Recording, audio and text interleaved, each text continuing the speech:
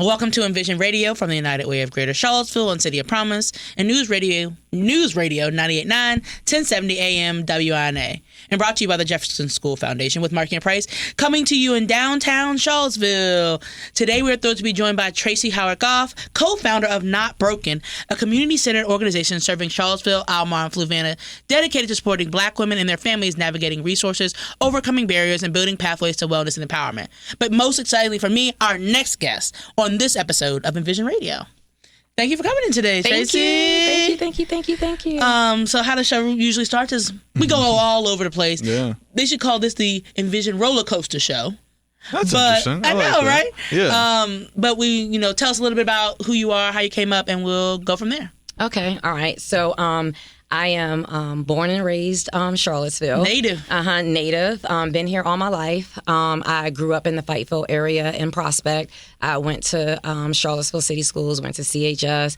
I'm old enough for, and I heard they switched back, but back in the day, Walker was like the upper elementary or something like that, and then Beaufort was the middle school. Okay. So when I was in school, I got to experience both. And so, yeah, and then a little bit about myself and kind of like how Not Broken was born. When I was growing up, everybody and their mama got pregnant very early, including me. So I found myself 17 in 11th grade and pregnant. And there was a lady who started a program here called Teen Sight, Alicia Lugo. You might know the name. Yeah. And so she had the program for teens with pregnancy, and basically she helped us be able to connect all of our dots to be able to continue our life. One of my courses was I still wanted to go to college, and she said that's very doable. Like you don't, one baby don't stop no show. I know that's just right. don't have no mo. And I was like, now okay, two will stop a show. Yeah, now two will stop a show. Listen, So yeah, and then as I started to do social work, and I worked at Richmond DSS, Fluvanna DSS, and now I've landed at Albemarle, I found that a lot of young moms, particularly Black and brown moms, had a hard time navigating through the system. It was just, somebody will say, oh, you know what you need to do? You need to apply for SNAP. Here's that application, apply for SNAP. And not enable, but where was the Alicia Lugos of the world to say, hey, this is actually how you apply. This is how you fill it out. You don't leave anything blank. If you have a question about something, it's okay to ask. It's okay to pick up the phone, to call and check on your application. All of those things. So I found a lot of that stuff was missing. And, in Charlottesville, unfortunately, we get a lot of people that have some great ideas and they run with them, right? And then when those people are no more, those ideas kind of fall, Yeah. So where are the, and again, I'm not trying to compare myself to the greats, but it's kind of like, where are the Alicia Lugos? Where are the Holly Edwards? And it's like, I don't know.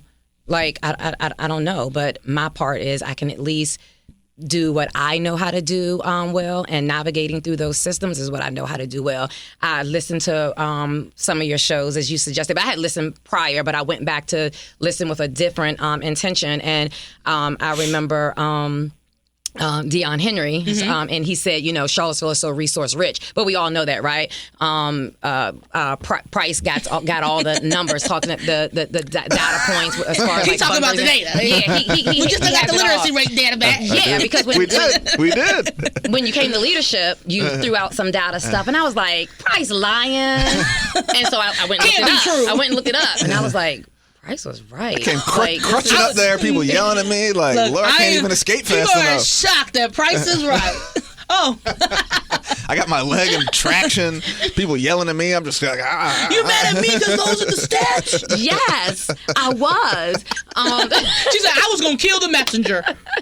Don't you say that. I mean, do you remember I came up and talked to you afterwards, and I was like, I said, yeah, because I got to get him to say it again so I can write it down so that I can go back and look at this stuff. But anyway, we really are not saying that we couldn't use more resources, but we are very resource rich. And so I didn't want to be a a nonprofit to come in and say, oh, yet another nonprofit, because we know we're resource rich in nonprofits in Charlottesville too, right? So it's like, no, I don't want any of you all's additional grant money. What I'm going to do is just me and my little brain. I'm just going to really help people navigate these resources that you say that you have out there. So yeah. Why the name Not Broken? Because we are not broken. I was like, I saw that. I read that, and I was like, I was like, is that based off a movie? Is there a movie called Not Easily Broken?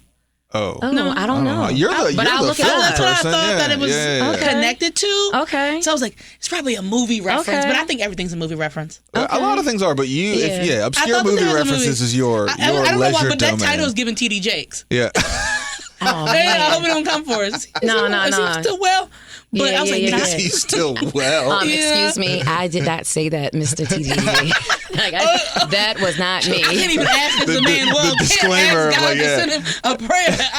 I couldn't remember. Last time I heard he was sick. That's why I was Well, like, look, it's a tough environment for some of You know mean the folks super of our pastors? well, yeah, but just the folks of sort of our past, because they, this is it can be a little dicey, and so just want to make sure that we're on the right side of that conversation. I'm not saying nothing. Right, that's what I'm talking about. He'll come down. People get in trouble on here. So you grew up. So you went Johnson, Walker Beaufort, CHS. I went to Jacksonville. You went to Jacksonville. Yeah. So also I should know this, but I'm pretty sure it still is the same, but I just don't know how the even divide is because... the back of Prospect goes to Jacksonville. Right. That's so right. they divided. So I was 748E Prospect. So I was down at the bottom of the hill to the right-hand side, the apartments that look towards Fifth Street. That's right. That's right. Third from the end. And so when I was there, just the one side went to Johnson, one side went to Jacksonville. But then some of the apartments went from like 3 bedrooms to 4 bedrooms, so that meant more kids, right? Yeah. So they had to figure out how to divide this thing better. So I don't know how the line goes. That's right. But there's still some are Johnson, some are Jacksonville. That side of town's crazy to me because I was from Jacksonville too, but I remember that neighborhood Willoughby right across the street from Harris, and some of it was in the county. Yes. I don't understand this county. Like some of those kids, like it's walkable to Jacksonville, and then like your neighbor was going to Monticello. I don't get it. All the lines. I guess that's gerrymandering. We do get for it. you. We just had a whole political. I mean, I'm not here for that. Yeah. I'm not here for that. But we just we understand those lines, and so we understand that even though Willoughby is walking distance to Jacksonville, who is going to send their kids to Jacksonville to be a Jacksonville jackrabbit? Jackrabbits, baby. Let's go. I love the Jackrabbit as a mascot. Me and Mr. Pitts running around the bus parking lot. Yeah, it's crazy. And every time we talk about this, I'm like, can we just agree that like Burley's in the city and move on? Okay. Yeah. You're like, next question. That drives me nuts. That makes me so mad. One thing that I will never get over. It just upsets me. It's like, and because we're here, so every time I come here, I just drive by it, and I'm like, I can't get on board with that. Yeah, it's crazy. Anyway, so growing up here, as you were coming up here, what did you, as you got older, were you like, did you want to leave? Were you always kind of like, I like it here, and I'm gonna kind of come through, because I'm the same way. We'll talk about you later, but like, I left and came back, and we've talked to a lot of people who have either sort of followed one of those two paths of like, I grew up here, it was fine, I left, realized I liked it, came home, or I was just kind of like, I was pretty cool with it and started to build, kind of the next phase of my life as I got older. Yeah, I love it here. Yeah. And I know that I really do. I love that energy. I don't know if I've ever been like, I loved it. I loved it here. I had a great childhood here, great adolescent, teenager, and young adult. But again, I had some really good people in my corner. Sure. And I didn't go looking for them. Like they were actively coming looking for me. So I loved it here. And I went to school in Lynchburg. I went to Lynchburg College. It's called something different now. And I only went because it was free. Yeah. And that's the best type of It's a good reason to go. Type of college. And you go say it, you could go. Yeah. And they let me bring my daughter with me. So cool. my another piece of what shaped me is my mother, and why gun violence is so important to me, is my mother was shot and was in a coma for almost 10 years. Wow. And at that time, my mother was still living, but she was in a coma, hospitalized, housed at UVA. And I didn't want to go far from home. Like I took a CNA class because I wanted to be able to help to take care of her and all of that jazz. And I wanted to go close to home. And then I found out that Lynchburg, even with the name, is very similar to Charlottesville. Like You're right. Yeah. So very similar to Charlottesville, and I was just like, if Lynchburg can get a hold on me like home, I just want to be home. Mm-hmm. And so anyway, so yeah, I love it here, and it's you have to have a balance. So I do live in Fluvanna now. Unfortunately, I would love to have purchased my house in the city, but I bought my house in '99, and when I bought my house in '99, the same builder who built my house is on 2.5 acres of land in Fluvanna. We can talk about the Prospect Porch later. I got a little farm. Sure. Oh, and okay. that same builder builds several houses in a development here in Charlottesville. And I came to see those houses first. And those houses in '99 were going for twice the price. $400,000. And I was like, I can't afford to live in Charlottesville with no yard. Yeah. So I was like, They want you to have just a little garden box. Yeah, Fluvanna, me, baby. People are like, we should have bought real estate when we were in third grade. If I had known. Yes. Had I known, I 8-year-old would have. me seen around the corner. Yeah. Right? Mark and Tawan, why didn't you buy me a house? Yeah. Just give me little doll houses. What am I gonna do? Yeah, pretend. What am I going to do with that? Yeah. Where's my trust, Mom? That's what black people need to be working on. Kid trusts. Kid, I agree. And it's very simple and very easy to do. Yes, it is. It's very, very easy, very simple to do. You really don't necessarily need an attorney to do it. You can write that. Hey, we have Chat GPT, and like you can write that thing out, and then and if you want to feel good about it, pay a couple of $100s and take it to an attorney and say look over it. But you can do most of that yourself, right? I mean, that's how we want to eliminate. I can't think of it now. Probate. If we're DC, Sure. I have one kid. I follow the rule, right? She said have one. So I thought she meant like at 17. No, Don't have two at 7. I thought she meant forever. No, you took it so literally. I was like, no, when you said that, she's looking at you at 25, like, okay, you're like, No. oh, you meant. No, I just thought she now. meant 7. I thought you meant the whole time. Having one ain't gonna stop no show at 17. But I thought that once you got 18, you can have you another one, 19, short, 30. Absolutely. She didn't have but one. Yeah, listen. Yeah. She said, no, I took you so seriously. Yeah, I took you so seriously. I understood. I understood the assignment. Yeah. Yeah. Two's different. People start acting crazy. I know. Yeah. Got 2 grandbabies, so I know. Oh, yeah? I'm like, okay. man. Yeah. It's weirdly different, too. And I think that thing is when you have a kid, you get used to, okay, I've got like a single entity. And then you say, okay, what could one more be? But it's like exponentially, right? Because you don't get economies of scale with the one. So it's not like the one you had gets easier. They just also get harder, and then there's something else. Then they gang on you. Well, and then they start doing that, right? Baby, they don't go to sleep at the same time. One go to sleep, boy. It's gonna wild. have yourself a ball in the house. You think both of them going to sleep at the same time? Or you think they're gonna eat the same things? Or they like the same you're stuff? Sure like cook. Yeah. Truly. Oh, Truly. man. Oh, listen, Yes, no, that's chef. not a joke. Just this morning, right? Just You this make morning. multiple things? I've made a peanut butter and jelly for one. I've made cream of wheat for the other, weirdly. I don't know why 3-year-olds eating cream of wheat, but fair enough. That is whatever. an old Right? soul. Old soul. Old soul. He told me the other day, he asked me if I could scratch his back. He said, Dad, it's been itching for ages. Sound just like you. So anyway, that's what's going on. How old are your grandkids? They are 4 and 6. That's fun. Yeah, they are 4 and 6. That's and fun. you mentioned the peanut butter is so weird with them because these new age kids, I say, are allergic to everything. I was like, I don't remember being allergic No, to I nothing. heard that too. Somebody was. That's, the, Yeah, problem. it's That's like- the myth going around. Everybody's allergic to more That's things. because y'all than didn't drink ever- water out of a hose like the Oh rest of my us goodness! did. I heard there's a lot of egg allergies or whatever's in eggs. So the really? boy's allergic to eggs. Yes, a lot of people are allergic to Really? eggs. Okay. The girl is allergic to peanut butter. We They have, like, both 3 are allergic colleagues to have cow's kids. milk. I'm Yeah. like, Really? I've never heard But of they're also doing a new darn thing. oatmeal. Like, what the They're doing a heck new is thing where you have to. that? They're Oatmeal? doing exposure therapy now. Oh yeah, they're What doing is- yeah. Let's You try like a little bit. microdose your allergens. Yeah. 2 Yeah. little teaspoons of egg in a muffin. Yep. Yeah. And feed them that muffin for 3 months. Right, And yep. let the reaction slow down. Then you move up to something else with a little bit more Yeah, egg or something and like you that. cook it for 10 minutes. Then you got to cook it Yeah. for 20. So he's up to he can have like a piece of cake or a cookie Like a baked that egg. has egg in it, but it has to be cooked 20 minutes for every egg that's in it. Interesting. So basically, he got a hard cookie. I was about to say that is a brick. It's so bad. Put that back in the oven. Yeah, it's so bad. It's so bad. It's so bad. I feel bad for them. But anyway. Has how you look at life changed since you became a grandparent? Like, is it different how is it different than being a mom to a child, to being a grandmother? Is it? Is it? No. Nah. Just a mother again. But with so much more love. Like, don't get me wrong, I love my daughter. I hear this. I They love was cool, her. but they're not grandkid cool. Oh no. I'm telling you, my daughter is great, but those grandkids, they just love you so much. They really just eat you up. And my daughter's like, Amaya's being manipulative. I was like, there's,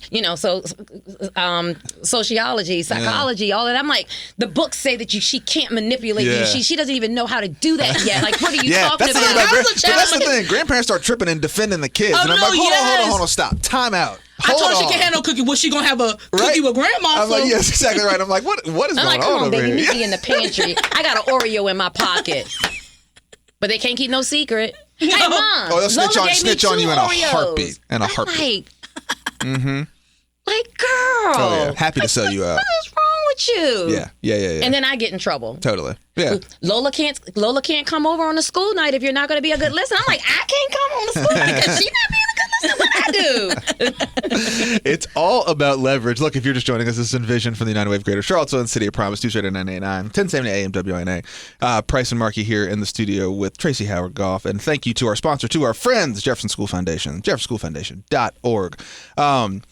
Look, talk a little bit, if you will, just about sort of your growth in being like a young mom. One of my eternally favorite questions for everyone who have kids is like, how did you learn to be a parent, right? Like, where did you pick up the things you do, the things you don't do, sort of, your style, your vibe? And we talk a lot about sort of the cultural modeling of, where you grow up and who you're around. You've mentioned you had a lot of great people in your orbit. Did you take from them as you sort of built your identity as a mom, even as a very young mother? For sure. Take what you need and leave the rest, right? Yeah. I also have an undisclosed amount of brothers and sisters, like more than 10, more than 12, more than 13, like a lot of them.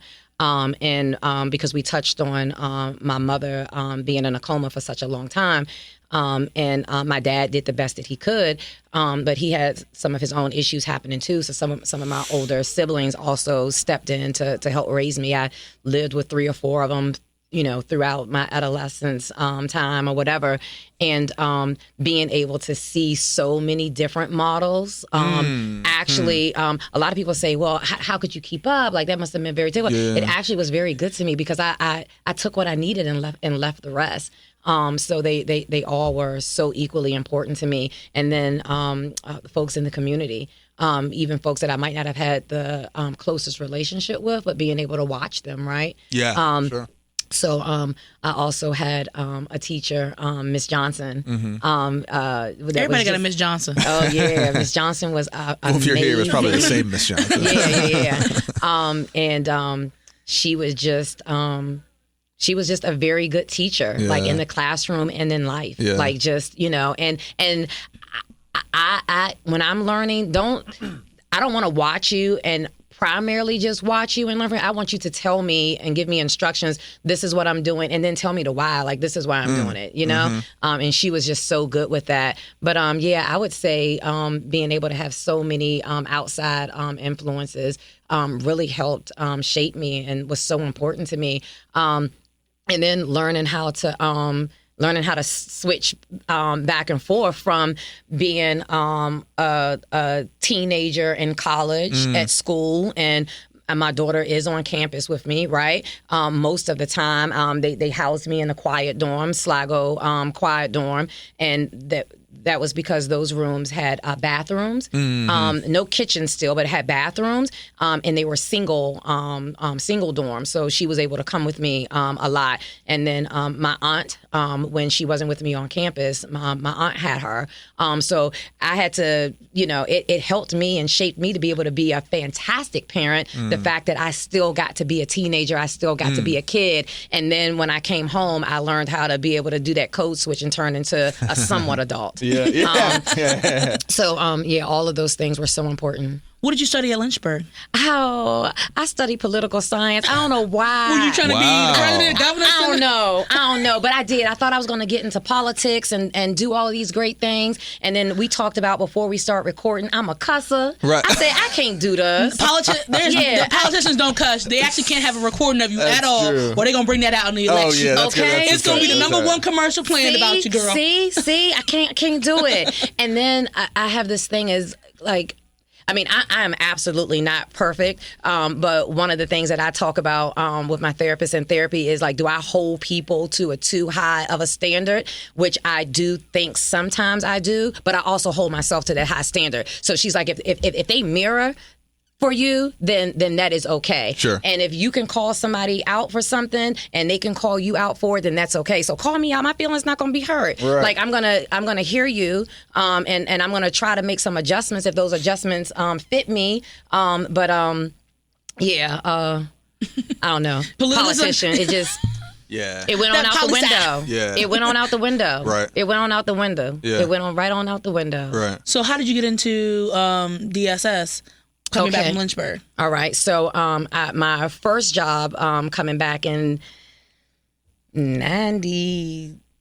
They're gonna be doing the math. 90s. They're gonna be doing the math. Yeah. Early 90s. Y'all leave me alone. I don't even know the years, but I went to go work at the regional jail. Oh wow. Baby, they was paying good money. You got to eat for free because you could go down to the little cafeteria and get all the good little salads and meat and all kinds of good stuff. So I had a good time there. It was something else. So I was there for about 7 years, and if I knew then what I know now, I would have stayed because I'm over 50, and at 50 you retire full benefits, just like a police officer. Really? From the jail. Oh, really? So you were were you doing policing there? Mm-hmm. Oh, you were a police officer. just like a CO is what they call it. Oh, okay. Yeah, sure.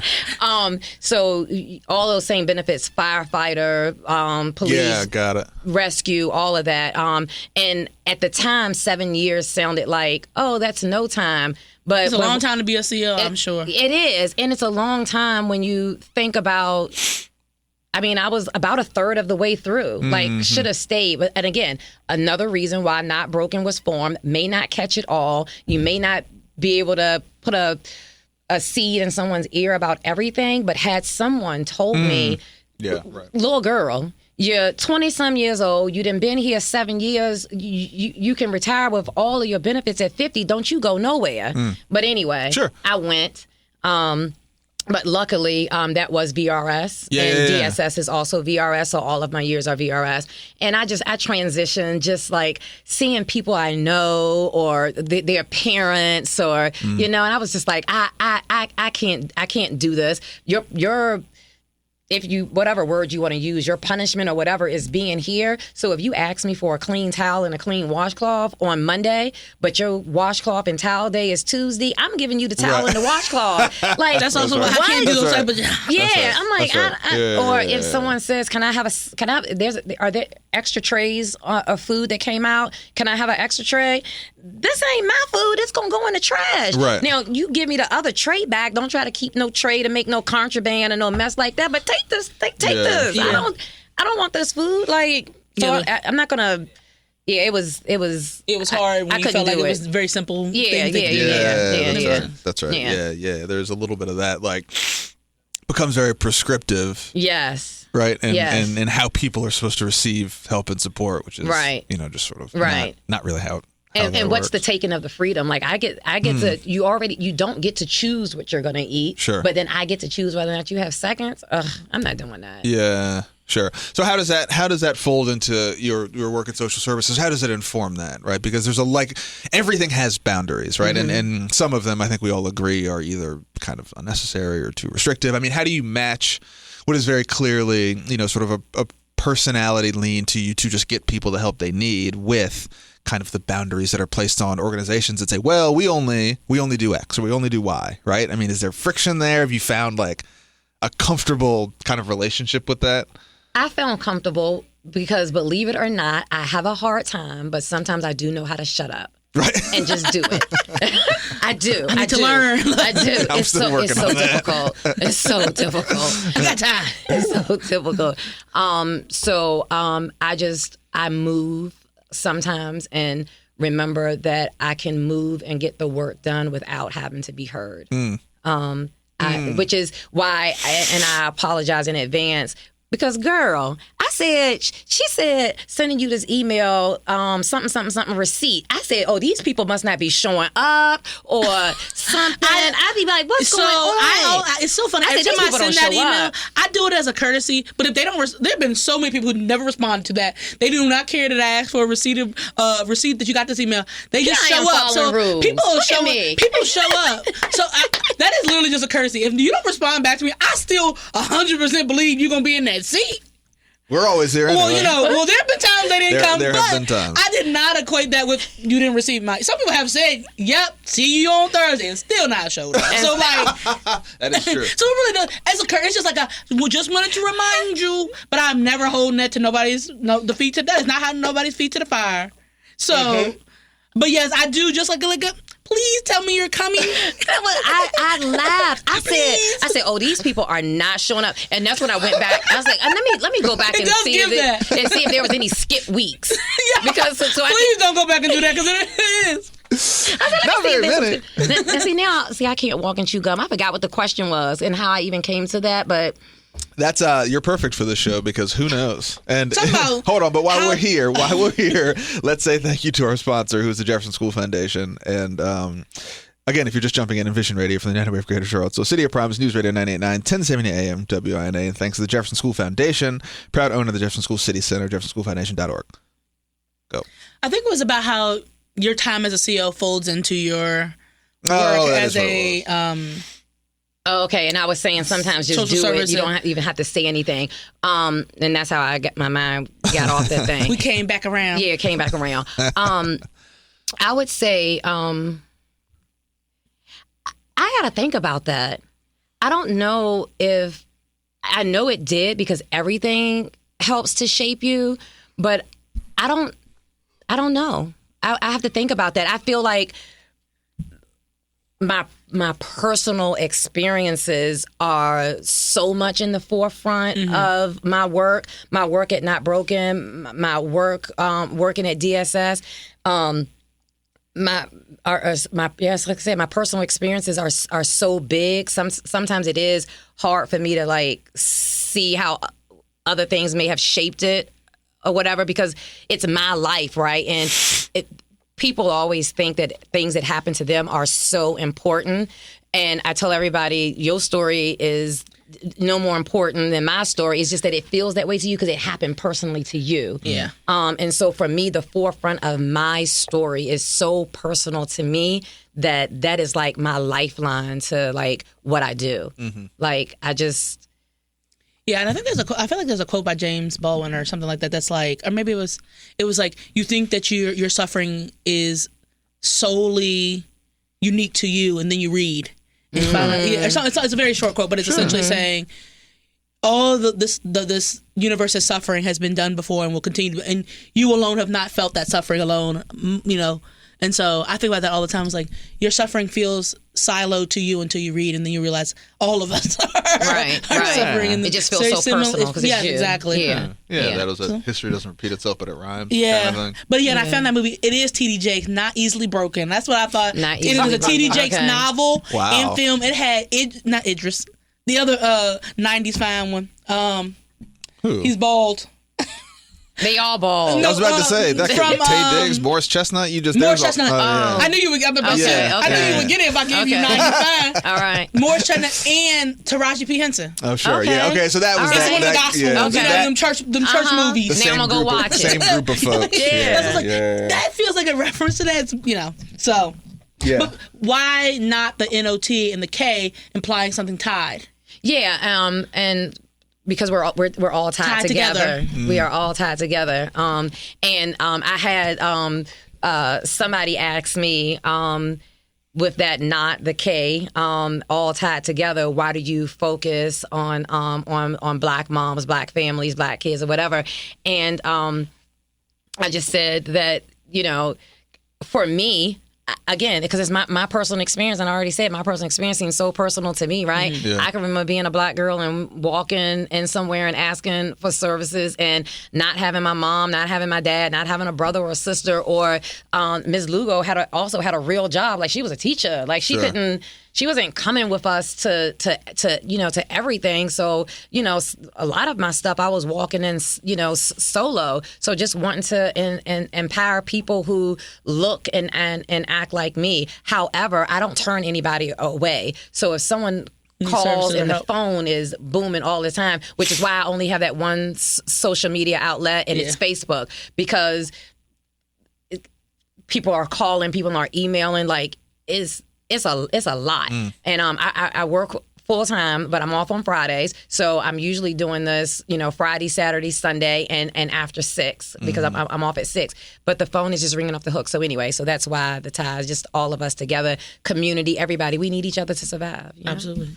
What is, from your experiences in your work, what is getting missed, right? So when we talk about Charlotte, so we talk about, it's got the ingredients of a place that you could probably argue should be either moving faster or further along. Small town, elite university, a lot of money, right? What is missing in your experience that or like where are the gears not connecting, right? Because to your point, a lot of civic engagement, a lot of people doing a lot of stuff, and I think we probably all argue like good stuff, right? When does it click, or how does it click? It's not clicking. That's the problem. Right. And so, clicking. I mean, is there in partnership. from your point of view, where's the missing piece? Partnership. Everybody here kind of operates in their own silo, right? And that's what they do. They don't want to share funders. They don't want to share grants. They don't want to share kids.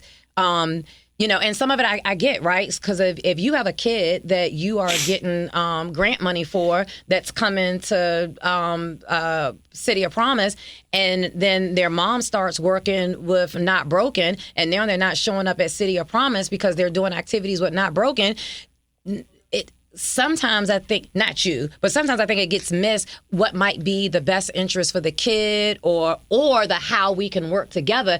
It's Tracey bringing my kid back. And usually it's surrounding the dollars. And again, it's the partnership. And I think that's the missing piece for us, which is why I wanted to be no standalone entity. I want to work with, and I'm going to work with everybody. I want to be partnership. I don't have any programming. Right. I don't have any programming. I'm not doing any programming. That's not what I do. We got all of these people out here doing programming. Why do we need more programming? Yeah. I'm not asking for dollars. We got people out here that's getting the dollars. I'm going to take you to those people that have the programming, that have the dollar partnership and connecting. So then when I say shameless plug for Not Broken is doing a youth delegation to Ghana, Winneba just happens to be our sister city. Big. Yeah, this will be our second trip outside of the sister cities. So Not Broken is leading it, and so when I come and say, "Hey, Price, we have this." Youth project happening. Do you want to sponsor one of your youth to be able to come? So that's money, right? So it's not money from me. That's money from Price's budget. You send me your money, your kid. I'm just trying to bridge that partnership together. Give them new experiences, all kinds of stuff. The Alphas. Sent a couple of youth and some of their brothers last December, and it was absolutely great. You guys know John? Yeah, of course I know John. Yeah, I love him. So John came and was a part of that pilot, that startup, and he's coming back in December. Just super excited about that. But anyway, those are the kind of things that I'm saying, just partnership. Could I have written a grant to be able to get... it's $3,500. Could I have written a grant and got grant money for 10 kids? Yeah, but why would I? I'm not doing that. Do you? And I'm interested in your take on this too. So I think that what I hear in that is there's people stuff, but there's also sort of a system issue where the system doesn't really incentivize. Yeah, it incentivizes fighting, actually. It does, right? Absolutely. Because again, and we talk about this, and I think we've talked about this, but like it occurs to me that it's very interesting that if all these big funders said you have to come with 7 other people, you could basically force everyone's hand. Right? That's true. If you just said, don't submit to me anything without... It got to be a collaboration. Without 8 different organizations on it, I won't read it. It goes straight in the gutter. You'd theoretically force a lot of people to do one of 2 things. Get together or sort of dissolve, reform, or do whatever the case may be, right? So I mean, how much of it do you sort of lay at the feet of like us as practitioners versus kind of the system that we're responding to, saying like, it's my job to go find money, and you're telling me that if I give you money, don't give it to her. Again, partnership. So it's both of us. It's all of us. It's everybody. It's practitioners. It's the grantees. It's the grantors. It's all of us. Like, don't tell me that we're gonna work in partnership on this solidarity grant, and then we spend hours at the table working in partnership for this solidarity grant. And again, I'm not green to it. Like I said, I'm practicing keeping my mouth shut. Right. I see a lot of things and I just don't say nothing because I'm just like, oh, okay, then with my actions, I just back away from the table. So don't have me come work with you on this. And then we get this announcement, oh, boom, boom, Bob, somebody got this $75,000 solidarity grant, boom, boom, boom. Who they working with? Who they working in solidarity with? Because I remember being at the table working on a grant, and I ain't got no call. Really? So who you working? This town is so small. Who you working? Oh, well, yeah, it is. Yeah, the town is small. Yeah. So or we do this big talk about transparency and inclusion and all of that sounds really good. I don't care if you know the word. Yeah. Are you doing the actual work? I actually love that. Actually, you need to write down. I don't care if you know the word. So, well, no, but that's you know the action. That's an interesting point, though, right? Because I think that I would argue that in this town, more people care if you know the word. People don't. People definitely care. That's what I'm saying. I'm not saying you, but I think problem. like the prevailing wisdom is that you have to call it the right thing. You have to be like. I think I know problem. words and I don't know enough. I know I'm better than some. Yeah. But I think it makes a difference that knowing the word is not knowing the action. It's not. Now, hey. Shameless plug for Price. Don't do that. He can plug himself. He is well with both, which is why he does well. Which is why he's a good fundraiser. Which is why he's a good speaker, and which is why he can also. I have nieces and nephews who live in Hardy Drive. I told you it's a ton of us that have been through your program, and they didn't say he done rolled up his sleeves and done some other stuff that I'm like, Price went with y'all to the field trip. How was that? I didn't know Price went on field trip. He a great talker. What a compliment. No, it is not, but I think you're right. And I think what I've certainly tried to be very committed to is that of like, there is certainly in my job sort of the politics of the position, which I think I'm often annoyed by, but to your point, I sort of have to learn to live there, but that's not where I want to spend a lot of my time, and I think it's really important. Here's the big question, which I think I know your answer, but I don't know that we ask ourselves enough, like, who are we doing this for? Yeah. Right? And I think if you continue to ask yourself that, or at least for me, I have to continue to remind myself, like, I'm doing this for the kids, the families, the like the people who I'm closest to. I'm not doing this to be as friendly here. I know I need that to do that, but like at the end of the day, right, if you're asking me to choose, I think I have to always be very confident in, like, if you ask me to flip a coin, like I know where I'd land. Yeah. Right. Yeah. Absolutely. Yeah. Absolutely for the community. Yeah. Absolutely. Right. For Exactly. Sure. Which is why I'm okay with just doing the work and not caring where the other stuff lands. Yeah. Because I mean, I'm not a Bible carrying or whatever, but I am a person of faith. Sure. And I'm gonna tell you, like, I have been through some stuff. Yeah. Like, I should not be here. Like, I have been through, and I'm always protected. Yeah. And so whatever I need, I always somehow get it. Yeah. I don't, I do know.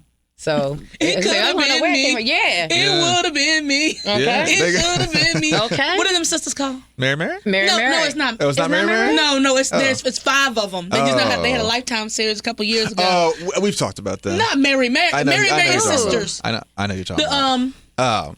This is bad. They just had a Lifetime series about them. Yeah. It should have been. I can't say it because black people be like, I'm gonna say the same thing I just said. I'm gonna say it harder this time. And I'm gonna know it. It's Golf. No, Clark. Clark. The Clark. They won that chit lip second. Okay, you're right. That's You're right. Okay. Not Mary. Y'all was like, Mary. If you say Gospel Sisters, I immediately go to Mary. Yeah, like full stop. Period. Yeah. Do you reflect on that experience often? Do you draw on kind of your childhood and a lot of your experiences often, or are you largely Like I found that even speaking to, sort of folks in my family who've had, sort of a variety of experiences that I think people would consider either difficult or traumatic, it kind of cuts both ways. Some people are like, oh yeah, like I keep that as a part of like the battery, and some people are like, nope, shut that door, eyes forward, no, but I keep it pushing. Really? I keep it. And one of the things when we go to the Ancestry River in Africa, we have the most amazing guide. He is so patient and so kind, and does his homework for us to talk about what's happening with us and with that group. Like he wants to know you personally and intimately before you get there. But anyway, he has this saying, and he says, you are here at the pain and all of the stuff that comes along with being in that river from that last bath. You are here to take a look back so that you never forget. So yeah, no, it's always in the front. I think about it every day. Really? Every single day. Do you do lineage work for your like family lineage stuff? So yeah, and if there's any Howard, Steps, Thompsons, or Barbers who are listening in from Crozet, we are having the family reunion. It's a 2-day event. Ooh, I don't have the dates in the top of my head. Yeah, it's in September. You said a lot of names that are very familiar. Yeah, there's a Facebook post. So you got, or a Facebook group, so you guys go out and search it. It's called The Descendants of Browns Cove.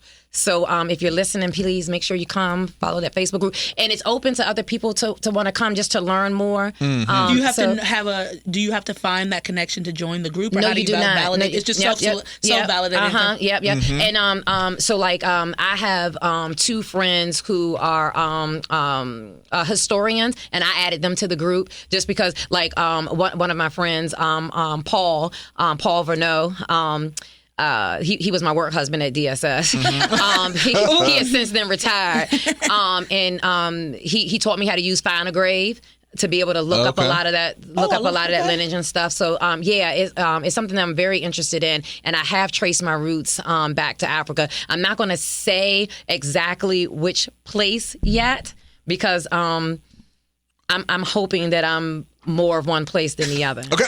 Oh, okay. I didn't know why you was hiding it. I was like, man, because I really want to be West African. Yeah.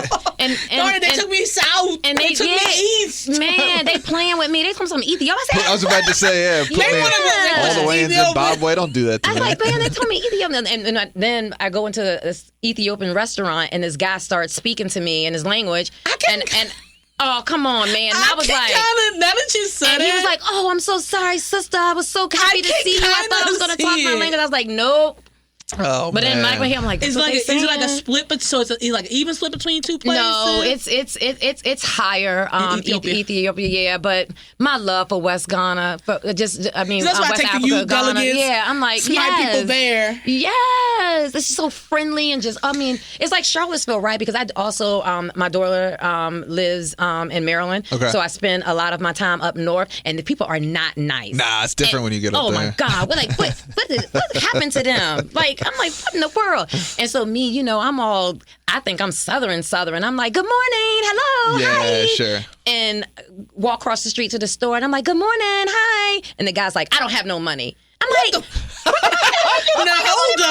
I was just saying hi. So, and so our West African brothers and sisters are like that. They're like, hello, hi. Yeah. When we go over, like, they're like, have you had goat soup? And I'm like, no. They're like, come home with me. My mom's cooking it now. Let's have dinner. And I'm like, oh, okay. Yeah. Like, just whatever it is. And they give you the best of what they have with no expectation for nothing in return. Just love being on you. Mm-hmm. Oh, man, it's beautiful. Yeah, that is great. It's beautiful. And when we've had delegates from Ghana come here, they're like, oh, what is all this tension? Like, what is wrong? And I'm like, we won't even get you started. Yeah, where do you want to start? Just have a good time. We'll just give you some, look around the sights. Yeah, that's right. You ever seen a Wendy's? Here we go. Yeah. So anyway, have you guys had Jelaine on? No. Smith. Oh man, y'all gotta get Jelaine Smith on here. Jelaine. We take connections. We take. That's right. We take referrals. Email connections. We take referrals. Okay, but you know Jelaine though, right? Yeah. Oh, okay, all right. So yeah, we were doing she came on a delegation a few years ago. I think it was like 2, maybe 3 years ago, 3 Decembers ago. or so. Maybe it was April. Anyway, one of them. And when the delegates came here, she did her walk-in tour with them of downtown. Yeah. And they were just like, what is this here? And I'm like, man, they done bamboozled y'all about what happened here, and then bamboozled us about what happened there. Just like the surprise of. So anyway, Sure. Yeah, just Southern hospitality. Anyway, and basically, I'm just saying I'm really nice, like my Ghanaian really brothers nice. and sister. Listen, if you're just jumping in, it's Envision Radio from the United Way of Greater Charlottesville, City of Promise, News Radio 98.9, 1070 AM WINA. Thank you to our sponsors, our friend Jefferson School Foundation, Reimagined, Redefined, Refueled for the Future. That's jeffersonschoolfoundation.org. What if you look a year out, what is it, May? So what, as far as your work with Not Broken, what do you hope to achieve, or what's in the works, coming up that has you excited? Okay, the biggest thing that I have in the works that I'm real excited about is I told you guys I call myself living on a small little farm, whatever. So and I garden pretty hard, and I've had a lot of moms and kids. Actually, some folks from you had mentioned this when we talked. Yeah, they came. And I would like to do a self-guided tour. Because again, like I said, I work 10-hour days, 7:30 to 6, half an hour break, so, Monday. So I would like for, schools or, just Black and brown people to have a opportunity to come and get reconnected or connected with that, with the ground, with the earth, or whatever. And so I would like for it to be self-guided. So I'm working on that right now. So basically, so if there's anybody out here listening that's good with computers, I am not technology sound, but kind of like bring your phone, scan the QR code, have markers up to tell you about the different plants, the different, food that we're growing. Leave home with cucumber plant or tomato plant or something. Just to plant a small seed. So I would like to do that. They did have a program similarly at West Haven where they came and helped some of the families who wanted to build garden boxes. Yeah, that program has since been no more to my knowledge. I know my sister was very active in that, and when she reached out, they're like, "Oh, we're not doing that this year." So this was the second year. So I was just like, just a small piece of what I would like to do, and it's nominal cost to be able to do that, right? To at least be able to get them to walk through my garden. My garden is going to happen whether I have visitors or not, right? So ain't gonna change nothing. Ain't gonna change nothing for me. So I would. That's what I would like to see happen. And then, like I said, the youth project, just all kinds of stuff. Yeah. So again, no particular programming. I'm not trying to do programming. Sure. I just want to share what I have. Yeah. How do people get in touch with you? How do people find you? How do people, connect with it? Either if they want to support it or get involved or ask questions. What's the easiest way to get started? The easiest way is just to jump on our website, because our website has the links to our social media stuff. My phone number is on there. Yeah. My email is on there. Not hard to find. I answer my phone for every call. So just call. Because it's my phone, right? So if you call me and I don't want to talk to you, I hang up. So call me. This is my personal line. Yeah. Because I don't like when people, they say like, oh, but I'm calling from I don't want that to be a barrier. Oh, I'm calling from a strange number or whatever. Oh, okay. I answer all calls. Because if I don't want to talk to you, I hang on up. We're in an age that can't answer all my calls. I know half of my numbers. It's your phone. You can hang up. You can hang up. Why be afraid to answer? You can hang up. Yeah, it's your phone. So interesting. You don't answer your phone, do you? I answer my phone, but only if I know most of the number. See what I'm saying? Or it says most somebody's name underneath. You know how they are really good. Maybe. Yeah, they got good Verizon service that their name pop up. No, but because Verizon getting us in trouble. Tell all our business. I'm not answering no numbers. If it's really important, please leave me a message, and I will get back to you as my voicemail says. But just answering unknown numbers, it's mostly scams and spam. I know. Hang up. No, I'll catch my mama. My mama answer every phone call, and she be like, I hear them. They should be on speaker, and be like, "Hello, ma'am, can we get you for a second to do this?" And she's still listening. I'm like, "Hang up." You don't know those people. She's like, they didn't say nothing crazy. They're saying crazy stuff because it's automated. Hold on, wait a minute. They're saying crazy stuff because it's automated. Boy, I am done with you. No, we've been in the car before. It's on speaker. I've had to push the end button for her. Don't. Stop answering calls. Stop doing that. Why did you answer that call? You didn't know who it was. She's like, that's why I answered it, because I didn't know who it Right. was. That's so interesting. See, here's the thing. No. I'm with your mama. But I think that might be a generational thing. Like, millennials do not have curiosity. We are not curious people. If that does not say Marky Smith and it's like, hey, I'm like, she'll text me or she'll leave a message if it's her. Hey, I'm on a payphone. Like, all right, I'll hit you back. It's crazy. I mean, like the ones that say potential spam or something like that. No, I ain't answering that stuff. But even if it doesn't Tracy's just curious. An unknown number, since you don't say spam, you'll answer. It's my phone, and I have done it. Like, because we transitioned to work from home, right? Yeah. Sometimes I hate to say this, and I know we're getting on time. I hate to say this. I feel bad, but COVID was so good to me. COVID was good to me. I didn't lose anybody that I personally knew through COVID. I got a raise through COVID, and they sent me home to work for Honestly, COVID. if you think about those three lanes of thinking, right. Yeah. I can see your perspective. Right. Yeah, that's and I ain't get that joker until like year 2. Right. So I was like, man, I ain't even get the Rona yet. I was like, man, I was one of the first to be vaccinated. Really? Like, yeah, I think I got vaccinated and I got vaccinated in March, like at the end of March, like almost right after they sent us home. Yeah. So anyway, the phone. We don't get, not all workers got a cell phone. Yeah. So, sometimes people from work, again, I don't you care. forwarded it to your cell phone Yeah. number. I ain't forward it. Lord, Sometimes no. it gets out. Okay. So if it's, I don't think we have a Maggie at work, so I'll use Jane Doe. So if Jane Doe from work call me, hello, Jane Doe. A couple of times I actually gave somebody. I give my cell phone number. Yeah, I give my one time I called somebody on my Jabber. I called somebody on my cell phone for a work thing. They didn't answer. They called me back 2 days later. Now I'm out and about on the weekend. Yeah, don't do that. And I was like, hello. I was like, hello. Oh, you did answer. I did answer. That's why you have to say it was like 4 years ago. You fell for it. I said hello. They said hello. I said, do you need something? You called me. No, I had forgotten that I had called them 3 days ago. I was at work. It was in a work mindset. Now I'm in a weekend mindset. And so I felt like they was being weird.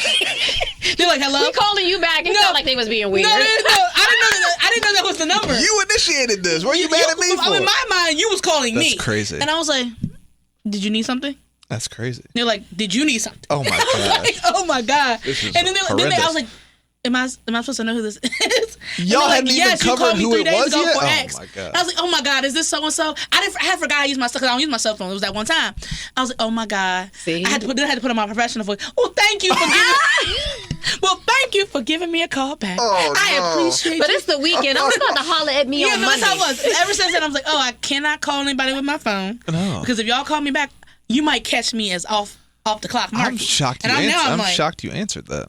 And I haven't answered unknown Haven't number done it since. No, I was so shocked because I was acting like, why are you calling my phone? And it was from a work thing. I said, oh my God, I'm so sorry. Thank you. Your pitch just shot up. Oh, great to hear from you. Thank you for giving me a call. Let me get to my computer. Took all the bass out of your voice immediately. I learned my lesson. Do y'all do star 67? Because I'm old. No, but you don't even know. Is that when you do anonymous? Yeah. You charge your phone anonymous? Yeah, I star 67, you baby. Till this day. To this day. To this day. To this day. And if it's real important, but I still don't want you to have my number, I star 67 you back to back until you answer. You get curious enough. And what does it come up as? It just says no name? What is it? What does it say? Okay, yeah. Well, my grandparents, they pay to keep their name out the books, so they don't play around either. Book. Yeah, they don't. Every year since I was a baby, they said, please don't call our number. Don't go through that phone book now. Yeah. Don't close your eyes and pick a number and choose ours. It's not in there. But now you Google them and it's there on Google. Oh, Lord, it's terrible.